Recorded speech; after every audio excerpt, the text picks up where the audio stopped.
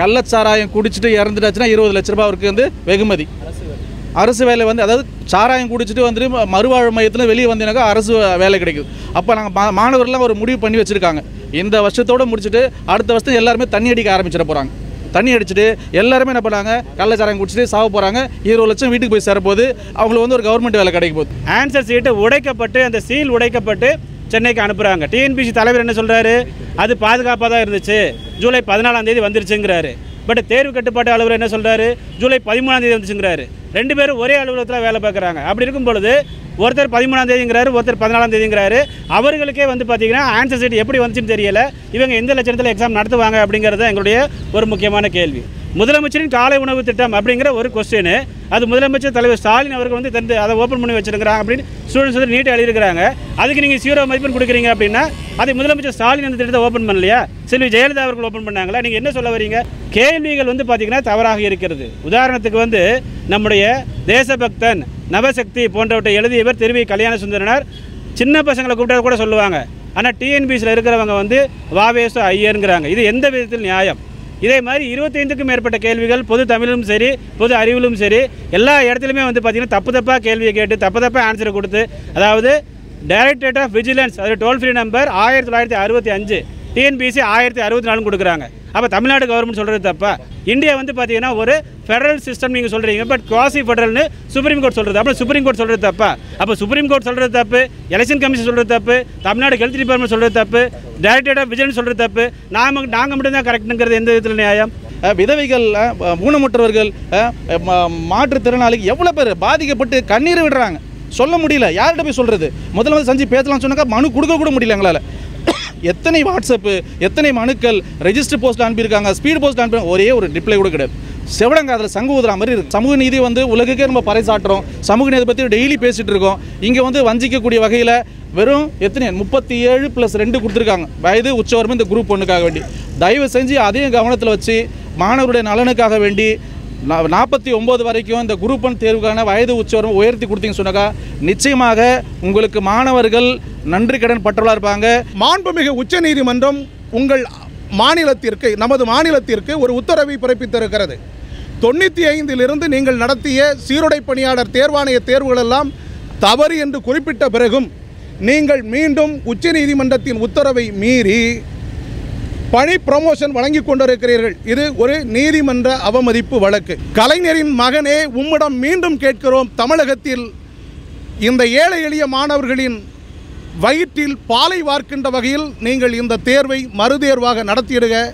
இதை மீண்டும் மீண்டும் நாங்கள் வலியுறுத்தி கேட்கிறோம். அதோடு மட்டுமல்லாது தமிழ்நாட்டில் இருக்கிற அத்தனை போட்டித் தேர்வுகளுக்கான பாடத்திட்டங்களை மாணவர்கள் கொண்ட ஒரு குழு, பேராசிரியர்கள் கொண்ட ஒரு குழு, ஓய்வு பெற்ற கல்வியாளர்களை கொண்ட ஒரு குழு, பணியில் இருக்கக்கூடிய அனுபவம் வாய்ந்த ஐஏஎஸ் அதிகாரிகளை கொண்ட ஒரு குழுவை அமைத்து நேர்மையான தேர்வும் நேர்மையான பாடத்திட்டங்களையும் நீங்கள் வகுத்து தர வேண்டும் என்று தாழ்மையுடன் கேட்டுக்கொள்கிறோம். டிஎன்பிஎஸ்சி குரூப் 4 தேர்வு ஒரே ஒரு கோரிக்கை தான், மறுதேர்வு. இதில் வந்து வேறு எந்த விதமான மாற்றமும் கிடையாது.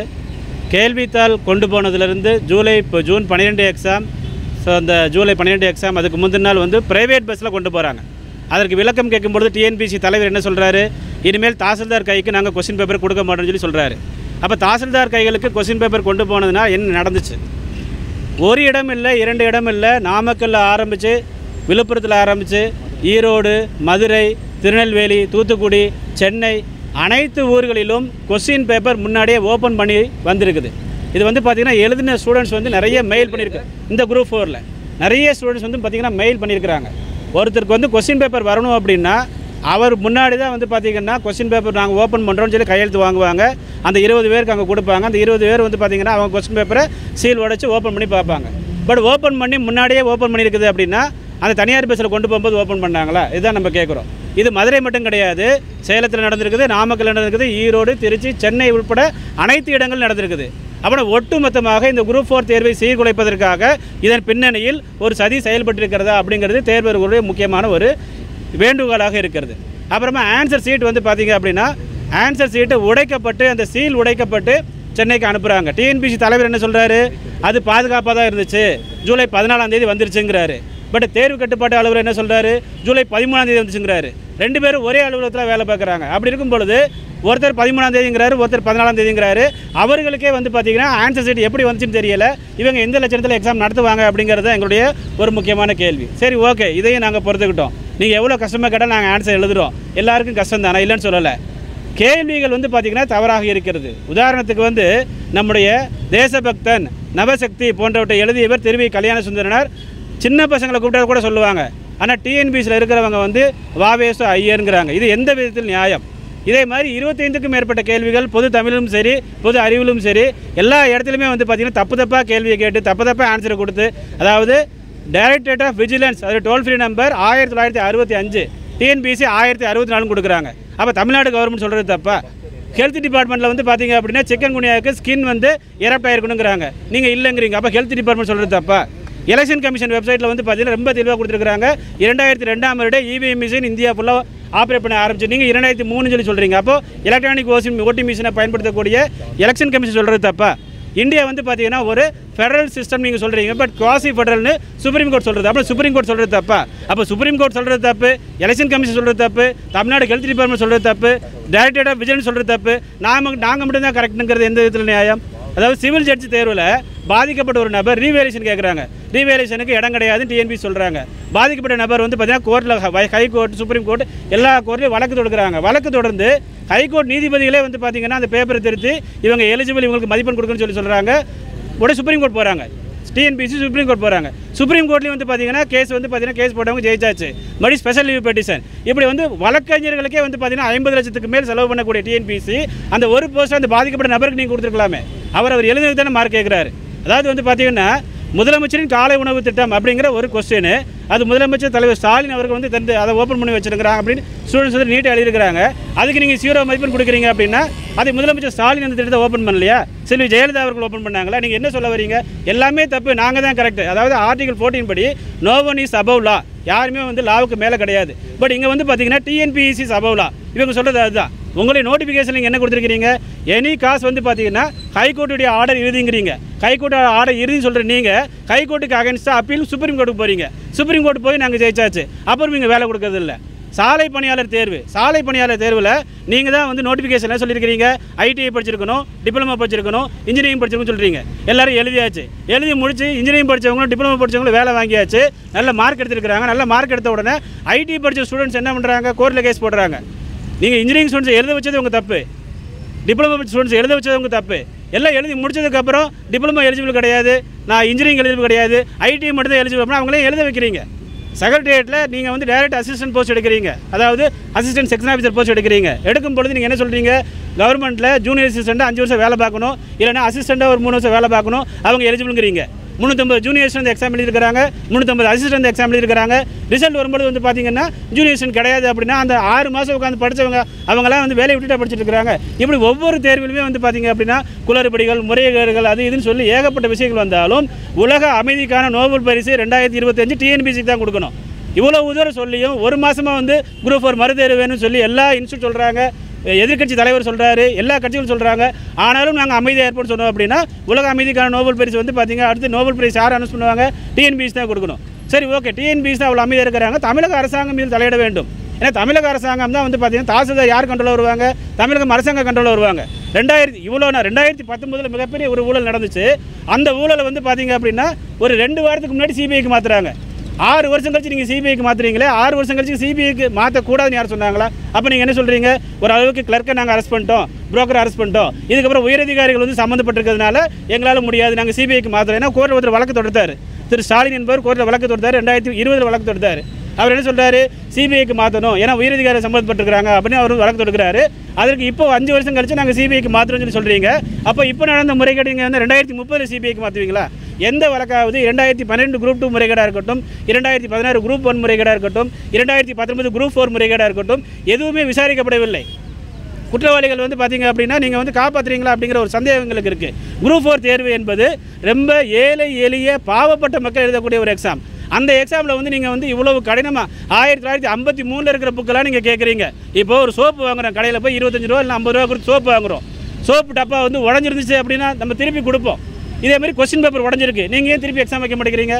எலெக்ஷன் கமிஷனும் சரி டிஎன்பிஎஸ்சியும் சரி ரெண்டுமே வந்து பார்த்தீங்கன்னா ஒரு கான்ஸ்டியூஷனல் பாடி, அரசியல் சார்ந்த ஒரு அமைப்பு, அரசியலமைப்புக்கு உட்பட்ட ஒரு அமைப்பு. எலெக்ஷன் கமிஷனில் வந்து பார்த்தீங்க அப்படின்னா ஒரு தவறு நடந்தால் ரீகவுண்டிங் வைக்கிறாங்க, அதேமாதிரி தவறு நடந்தால் நீங்கள் ரீஎக்ஸாம் வைக்கலாமே. எல்லாத்துக்கும் வந்து பார்த்தீங்கன்னா லாஜிக் இருக்குது. அதனால் எதுவுமே நாங்கள் செய்ய மாட்டோம் அப்படின்னு சொல்லி டிஎன்பிஎஸ்சி வாய்மூடி மௌனியாக கடந்த 1 மாத காலமாக இருக்கிறது. இது மிகவும் கண்டிக்கத்தக்கது.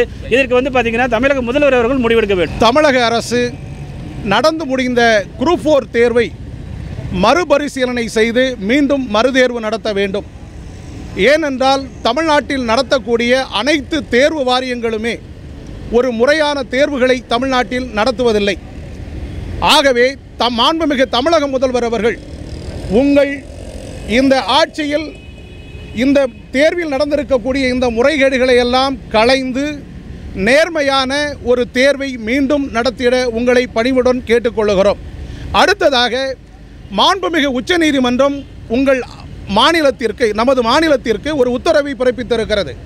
95 நீங்கள் நடத்திய சீருடை பணியாளர் தேர்வாணைய தேர்வுகளெல்லாம் தவறு என்று குறிப்பிட்ட பிறகும் நீங்கள் மீண்டும் உச்சநீதிமன்றத்தின் உத்தரவை மீறி பணி ப்ரமோஷன் வழங்கி கொண்டிருக்கிறீர்கள். இது ஒரு நீதிமன்ற அவமதிப்பு வழக்கு. ஆகவே இது உண்மையிலேயே முதலமைச்சர் அவர்களுக்கு தெரியுமா, அல்லது இங்கு இருக்கிற ஐஏஎஸ் ஐபிஎஸ் அதிகாரிகள் தன்னிச்சையாக முடிவெடுக்கிறார்களா என்பதை மாண்புமிகு தமிழக முதல்வர் அவர்கள் கவனத்திற்கு கொண்டு வருகிறோம். இந்த நடந்து முடிந்த இந்த குரூப் 4 தேர்வானது முற்றிலும் இந்திய இறையாண்மைக்கும் மாணவர்களின் அறிவாற்றலுக்கும் அப்பாற்பட்ட ஒரு தேர்வாக நடத்தப்பட்டிருக்கிறது. ஆகவே தமிழக முதல்வர் அவர்கள் இன்றே உடனடியாக இதில் தலையிட்டு இந்த தேர்வை ரத்து செய்துவிட்டு ஒரு 2 மாத கால இடைவெளியில் முறையான பாடத்திட்டத்தை அறிவித்து இந்த குரூப் 4 தேர்வை உடனடியாக மீண்டும் நடத்திட வேண்டும் என்று ஒட்டுமொத்த தமிழக மாணவர்களின் சார்பாக இதை நாங்கள் கேட்டுக்கொள்கிறோம். ஆகவே தமிழக அரசிடம் மீண்டும் கேட்கிறோம், கலைஞரின் மகனே உம்மிடம் மீண்டும் கேட்கிறோம், தமிழகத்தில் இந்த ஏழை எளிய மாணவர்களின் வயிற்றில் பாலை வார்க்கின்ற வகையில் நீங்கள் இந்த தேர்வை மறுதேர்வாக நடத்திடுக. இதை மீண்டும் மீண்டும் நாங்கள் வலியுறுத்தி கேட்கிறோம். அதோடு மட்டுமல்லாது தமிழ்நாட்டில் இருக்கிற அத்தனை போட்டித் தேர்வுகளுக்கான பாடத்திட்டங்களை மாணவர்கள் கொண்ட ஒரு குழு, பேராசிரியர்கள் கொண்ட ஒரு குழு, ஓய்வு பெற்ற கல்வியாளர்களை கொண்ட ஒரு குழு, பணியில் இருக்கக்கூடிய அனுபவம் வாய்ந்த ஐஏஎஸ் அதிகாரிகளை கொண்ட ஒரு குழுவை அமைத்து நேர்மையான தேர்வும் நேர்மையான பாடத்திட்டங்களையும் நீங்கள் வகுத்து தர வேண்டும் என்று தாழ்மையுடன் கேட்டுக்கொள்கிறோம். அடுத்ததாக உங்களுடைய தேர்தல் அறிக்கையில் 5 லட்சம் காலியிடங்களை நிரப்புவதாக கூறினீர்கள். ஆனால் இதுவரை 50,000 காலியிடங்கள் கூட தமிழகத்தில் நிரப்பப்படவில்லை. இந்த நிலை நீடித்தால் 20 லட்சம் போட்டித் தேர்வாளர்களும் ஒருவர் 5 வாக்குகள் என்றால் 1 கோடி வாக்குகளை கொண்ட இந்த மாணவர் சமுதாயம் வெகுண்டெழுந்தால் தமிழகத்தில் ஆட்சி மாற்றம் ஏற்படும் என்பதை உங்கள் கவனத்திற்கு கொண்டு வர நாங்கள் விரும்புகிறோம். நன்றி. சார், இப்போ ஏற்கனவே ஒரு குரூப் எக்ஸாமில் கொஸ்டின் பேப்பர்லாம் மாறுச்சு, ரோட்டில் கொஸ்டின் பேப்பர் ஆன்சர் பேப்பர் மாற்றினாங்க ஒரு குற்றச்சாட்டு இருந்துச்சு. ஆனால் இப்போ தொடர்ந்து இப்போ அரசு பஸ்ஸில் கொண்டு வரது, அந்த பாக்ஸ் வந்து இங்கே டிஎன்பிசியில் வந்து பிரித்து போய் கிடக்கிற சம்பவம் நடந்துட்டு இருக்கு. எப்படி பார்க்குறீங்க, என்ன பண்ணணும்? இது இந்த அரசினுடைய திறமையின்மை என்பதுதான் எடுத்துக்கொள்ள வேண்டும். ஏனென்றால் அரசு அதிகாரிகள் இந்த தேர்வையே ஒரு பொருட்டாக நடத்துவதில்லை. இது ஏதோ வந்து சத்துணவு அமைப்பாளர் வேலைக்கு ஆட்கள் எடுப்பது போல என்ன செய்கிறாங்க, ஒரு திறமையற்ற முறையில் இந்த தேர்வை நடத்துகிறார்கள். இதற்காக ஒரு தேர்வு வாரியம் தேவையா என்கிற கேள்வி மாணவர்கள் மத்தியில் எழுகிறது. இதற்கு வந்து என்ன காரணம் அவர்கள் சொன்னார்கள்னா, நிதி பற்றாக்குறை, நிதிநிலை சரியில்லை அப்படின்னு சொன்னாங்க. அதற்காக ஒரு எக்ஸ்பர்ட் கமிட்டி குழு வந்து அமைச்சாங்க. பட் அந்த குழு என்ன பண்ணுது, என்ன தூங்கிட்டு இருக்கா, என்ன பண்ணுது, அது சம்மந்தப்பட்ட எந்த அப்டேட்ஸுமே கொடுக்கவே இல்லை. ஸோ அப்படி இருக்கிற நேரத்தில் இவங்க வந்து இது வரைக்கும் 50,000 வரைக்கும் தான் பண்ணியிருக்கிறாங்க. இன்னும் ஒவ்வொரு அரசு ஊழியர்கிட்டையும் நீங்கள் கேளுங்க, ஒவ்வொருத்தவங்களும் ஒரு 2 அல்லது 3 எக்ஸ்ட்ரா சீட் அவங்க பார்த்துட்டு இருக்கிறாங்க. அவங்க ஒவ்வொரு அரசு ஊழியர்களுக்குமே மன உளைச்சலில் இருக்கிறாங்க. எல்லா இடத்துலையுமே காலி பணியிடங்கள், இதனால் மக்களின் சேவைகளும் பாதிக்கப்படுகின்றன. இதை வந்து அரசு வந்து உடனே ஒரு குரூப் 4 அப்படின்னா குறைந்தபட்சம் வந்து 10,000 வேக்கன்சிக்கு நடக்கும். இந்த தடவை பார்த்தீங்கன்னா வெறும் 3,000 வேக்கன்சி. இதெல்லாம் அந்த 3,000 வேக்கன்சி வந்து குரூப் 2க்கு கூட பார்த்தீங்கன்னா 5,000 வேக்கன்சியில் நடக்கக்கூடியது. ஸோ காலி பணியிடங்கள் நிறைய இருக்கிறது. அது பள்ளி ஆசிரியர்கள் மட்டும் கிடையாது, அரசு ஊழியர்கள் எல்லா இடத்துலையுமே காலி பணியிடங்கள் அதிகம் இருக்குது. இதை வந்து ஒரு போர்க்கால அடிப்படையில் வந்து அரசு வந்து பணியை வந்து நிரப்ப வேண்டும். டிஎன்பிஎஸ்சி தன்னுடைய போக்கை மாற்றிக்கணும், தன்னுடைய போக்கை மாற்றி வெளிப்படைத்தன்மையோடு இருக்கணும். எத்தனையோ முறைகேடுகள் இதில் சொல்லணும்னு சொன்னாக்கா அவங்களுக்கே தெரியும் விஷயத்தை. அது குறிப்பிட்ட சில பயிற்சி மையங்கள் தவறு பண்ணிட்டு தான் இருக்காங்க, அதை பற்றி அவங்களுக்கு தெரிஞ்சு சும்மா இருக்காங்க. இது பெரிய மாஃபியா கூட்டம் பின்னாடி இருக்குது. மாணவர்களை வந்து வஞ்சிச்சு பணத்துக்காக போஸ்டிங் போட்டுட்ருக்காங்க. அது குரூப் 4 ஆகட்டும், குரூப் 2 ஆகட்டும், குரூப் 1 இருக்கட்டும். அது மாதிரி சில பேர் இருக்காங்க. தயவு செஞ்சு அதையும் கவனத்தில் கொள்ளணும். மேலும் இந்த குரூப் 4 வந்து அடித்தட்டு மக்கள் வந்து எழுதக்கூடிய மக்கள், அவங்களுக்கு வந்து வஞ்சிக்கும் வண்ணமாக இந்த தேர்வு நடந்திருக்கு. அந்த தேர்வை முற்றிலுமாக கேன்சல் செஞ்சு ரீஎக்ஸாம் வச்சிங்கன்னு சொன்னாக்கா கிட்டத்தட்ட இந்த தமிழகத்தில் இருக்கக்கூடிய 80 லட்சம் தேர்வர்கள் தங்களுக்கு நன்றி கடன் பட்டிருப்பாங்க. நிச்சயமாக நன்றி கடன் பட்டிருப்பாங்க. அதுக்காக தயவு செஞ்சு முதலமைச்சர்கிட்ட மிகப்பெரிய இந்த ஒரு கோரிக்கையை நிறைவேற்றணும். இன்னொன்று பார்த்தீங்கன்னாக்கா, இந்த மாணவர்கள் எத்தனை பேர் வேலை வெட்டி இல்லாமல் இருக்காங்க. இதை கவனத்தில் கொள்ளாமல் உங்களுக்கு வந்துட்டு தேவையான விஷயங்களை பண்ணிடுறீங்க. அதாவது உதாரணத்துக்கு பேப்பரில் படிக்கிறோம் கள்ளச்சாராயம் குடிச்சிட்டு இறந்துட்டாச்சுன்னா 20 லட்ச ரூபாய் அவருக்கு வந்து வெகுமதி. அரசு வேலை வந்து, அதாவது சாராயம் குடிச்சிட்டு வந்துட்டு மறுவாழ்வு மையத்தில் வெளியே வந்தீங்கன்னாக்கா அரசு வேலை கிடைக்குது. அப்போ நாங்கள் மாணவர்கள்லாம் ஒரு முடிவு பண்ணி வச்சுருக்காங்க. இந்த வருஷத்தோடு முடிச்சுட்டு அடுத்த வருஷம் எல்லாருமே தண்ணி அடிக்க ஆரம்பிச்சிட போகிறாங்க. தண்ணி அடிச்சுட்டு எல்லாருமே என்ன பண்ணாங்க, கள்ளச்சாராயம் குடிச்சிட்டு சாக போகிறாங்க. 20 லட்சம் வீட்டுக்கு போய் சேரப்போது. அவங்களுக்கு வந்து ஒரு கவர்மெண்ட் வேலை கிடைக்க போகுது. மறுவாழ்வு மையத்தில் போயிட்டு ஒரு கவர்மெண்ட் வேலை கிடைக்கிறதுக்கு வந்து ஒரு வழியை வந்து தமிழக அரசு உருவாக்கி கொடுத்துருச்சு. ரொம்ப நன்றி, இதுக்காக வேண்டி ரொம்ப நன்றி கொடுக்குறோம். இது ஒன்று. இதனால் தயவு செஞ்சு இந்த வந்து ஒரு மன வருத்தத்தோடு சொல்கிறோம். அதனால் இதை கொஞ்சம் கவனத்தில் வைங்க. இன்னொரு முக்கியமான ஒரு கோரிக்கையை கிட்டத்தட்ட பல வருஷங்களாக வந்து முதலமைச்சரை சந்திக்கிறதுக்காக வேண்டிய முயற்சி பண்ணிகிட்டு இருக்கோம். ஒரே ஒரு நிமிஷம் கூட எங்களுக்கு வந்து சந்திக்கிறதுக்கு வாய்ப்பு கொடுக்க மாட்டேங்கிறாங்க. அது ஐஏஎஸ் ஆஃபீஸர் வந்து சுத்தமாக நெருங்க கூட விட மாட்டேங்கிறாங்க. நாங்கள் என்ன குத்தம் பண்ணியிருக்குன்னு தெரியல.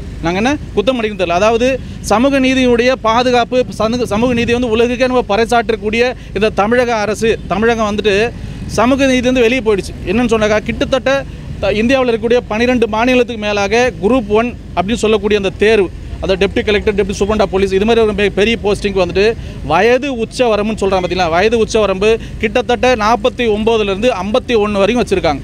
ராஜஸ்தான் மாநிலத்தில் 51 வயது வச்சு டெப்டி கலெக்டராக ஒரு லேடி ஆகியிருக்காங்க. அப்போது சமூக நீதியை பின்பற்றாத மாநிலம், பிஜேபி ஆளக்கூடிய மாநிலம், அவங்கெல்லாம் வைக்கும்போது நம்ம சமூக நீதி வந்து உலகுக்கே நம்ம பறைசாட்டுறோம். சமூக நீதி பற்றி டெய்லி பேசிகிட்டு இருக்கோம்.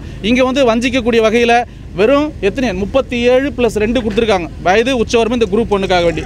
தயவு செஞ்சு அதையும் கவனத்தில் வச்சு மாணவருடைய நலனுக்காக வேண்டி 49 வரைக்கும் இந்த குரூப் 1 தேர்வுக்கான வயது உச்சவரம்பு உயர்த்தி கொடுத்தீங்கன்னு சொன்னாக்கா நிச்சயமாக உங்களுக்கு மாணவர்கள் நன்றி கடன் பற்றவர்களாக இருப்பாங்க. 2026 உங்களுக்கு என்ன நன்மை கிடைக்கின்றது நீங்களே விளங்கிக்கணும். நாங்கள் சொல்ல வேண்டியதில்லை, நீங்களே விளங்கிக்கணும் அதை. அதனால் தயவு செஞ்சு முதலமைச்சரையோட மிகப்பெரிய ஒரு கோரிக்கை வைக்கிறோம். அதாவது உதயநிதி ஸ்டாலின் அவர்கள், அதாவது துணை முதலமைச்சர், அவர் வந்து எதிர்க்கட்சியாக இருக்கக்கூடிய சமயத்தில் அவங்க போராட்டம் பண்ணாங்க. டிஎன்பிஎஸ்சி முறைகேடு சொல்லி போராட்டம் பண்ணாங்க. டிஎன்பிஎஸ்சி அலுவலகத்துக்கு எதிராக நாங்கள் எங்களுடைய சார்பாக 300 மாணவர்கள் போய் கலந்துட்டோம். அப்போ நீங்கள் வந்து டிஎன்பிஎஸ்சி பற்றி அப்போ எதிர்த்து பேசுகிறீங்க, இப்போ ஏன் பேச மாட்டேங்கிறீங்க? இப்போ டிஎன்பிஎஸ்சி வந்து எவ்வளோ தவறு பண்ணியிருக்கு, எதிர்த்து பேசுக்கு சொல்லுங்கள். அவனு அட்டானமஸ் பாடி ரைட்டர், அது என்ன தவறு செஞ்சு கேட்கலாம்ல, கேட்குறது என்ன தப்பு இருக்குது? கேளுங்க. மாணவர் தான் இங்கே வஞ்சிக்கப்படுறாங்க, மாணவர் தான் பாதிக்கப்படுறாங்க. இதில் எவ்வளோ பேருங்க விதவைகள், ஊனமுற்றவர்கள், மாற்றுத்திறனாளிகள் எவ்வளோ பேர் பாதிக்கப்பட்டு கண்ணீர் விடுறாங்க. சொல்ல முடியல, யார்கிட்ட போய் சொல்கிறது? முதல்ல சஞ்சி பேசலாம்னு சொன்னாக்கா மனு கொடுக்க கூட முடியல எங்களால். எத்தனை வாட்ஸ்அப்பு, எத்தனை மனுக்கள், ரெஜிஸ்டர் போஸ்ட்டில் அனுப்பியிருக்காங்க, ஸ்பீட் போஸ்ட்டில் அனுப்பி ஒரே ஒரு ரிப்ளை கூட கிடையாது. செவடங்க அதில் சங்கு ஊதுற மாதிரி இருக்குது. அதெல்லாம் தயவு செஞ்சு எங்களுடைய மனவேதனையை தயவு செஞ்சு புரிஞ்சுங்க. நாங்கள் ஏதாச்சும் தவறாக செஞ்சால் தயவு செஞ்சு மன்னிச்சுங்க. எங்களுக்கு வந்து ஒரு நன்மையை வந்து பயக்க வண்ணமாக எங்களுக்கு ஒரு நல்ல விஷயத்தை மாணவர்களுக்கு செஞ்சு கொடுங்க முதலமைச்சர் ஐயா அவர்களே. உங்களுக்கு கோடான கோடி நன்றிகள் நாங்கள் செலுத்துகிறோம்.